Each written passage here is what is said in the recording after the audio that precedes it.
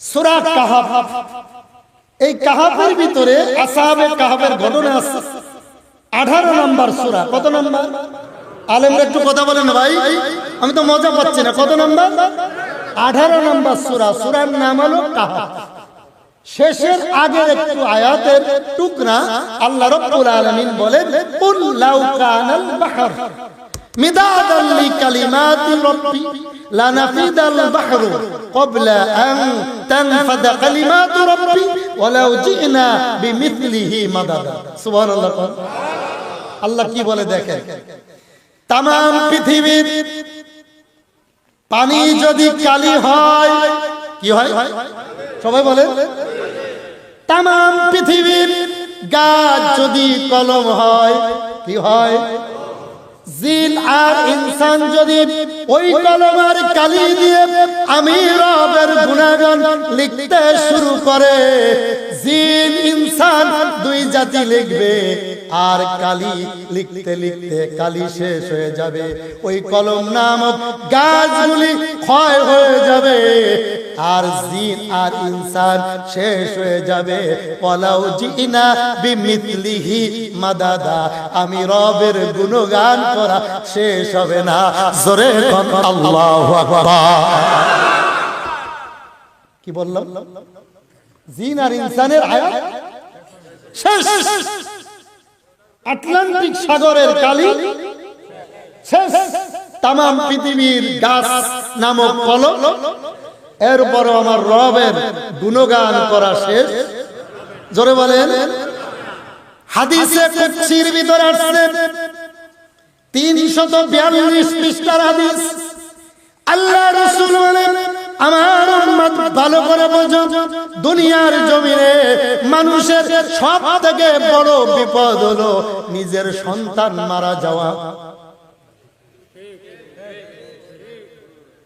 আর মানুষ অ্যাক্সিডেন্ট করে আইসিইউর ভিতরে মৃত্যুর দিন গোনা।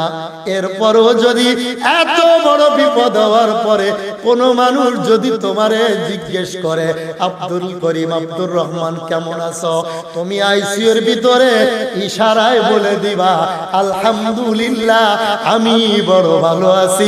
জোরে কোন সুবহানাল্লাহ। কি বললাম? বিপদ কি? সন্তান মারা গেছে, অ্যাক্সিডেন্ট করে আইসিইউর ভিতর পড়ে আছে। এরপরও কি বলে? কি বলবেন? কি বলবেন? আমাদের মুসলমানের ভিতরে কিছু লোক আছে 2 দিন জ্বর হইলে এক সপ্তাহ মসজিদ নাই, এক সপ্তাহ মসজিদে যায় না। এমন মুসল্লি এই এলাকায় 2-1 জন নাই। কয়দিন জ্বর? আর রাসূল কারীম সাল্লাল্লাহু আলাইহি ওয়াসাল্লাম বলে, তোমার বিপদ হইলে বেশি মসজিদে কাটাবা, আর আমাদের জ্বর হইলে মসজিদ ছেড়ে দেবে। আছে না নাই?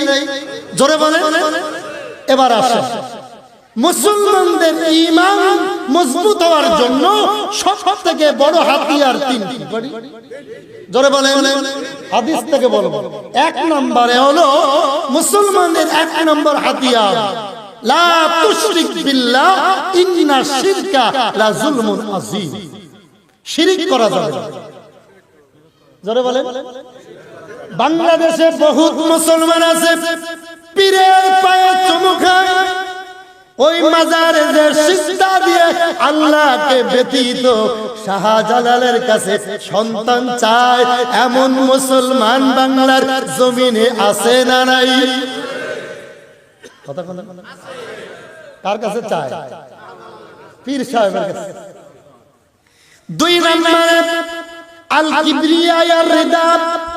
নবীজি বলেন, মুসলমানের 2 নম্বর ঈমান যাওয়ার কারণ হলো হিংসা করা। আমার থেকে বড় হুজুর বাংলাদেশে আর কেউ নাই। কথা কথা কথা।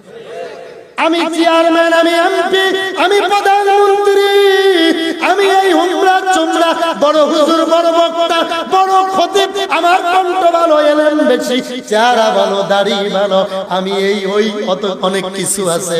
আমার রাসূল বলে, আল কিবরিয়া, অহংকার যদি মুক্ত না হতে পারে তোমার ঈমান মজবুত হবে না। ঠিক কিনা জোরে কও।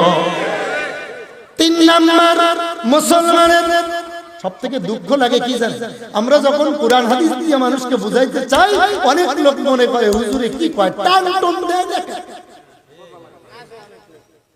কথা কয় না কেন? হুজুরের টাই ছিল সুটটা যা ৮০,০০০ টাকা নিচে, ৮০,০০০।